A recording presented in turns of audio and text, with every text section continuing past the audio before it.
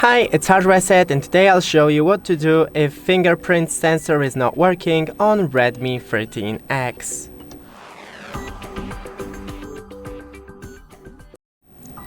So go into the settings first, then scroll down to fingerprint, face and screen lock, then go into the fingerprint, select your fingerprint and remove. Now add once again,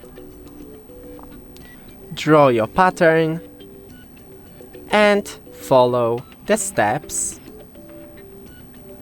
Just put in your finger till you feel a vibration and then lift it and repeat a couple of times.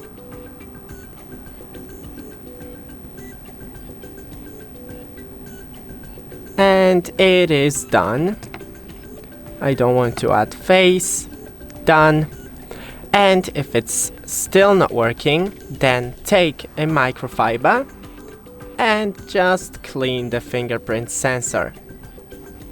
And that's it. Don't forget to leave a like and see you in the next one.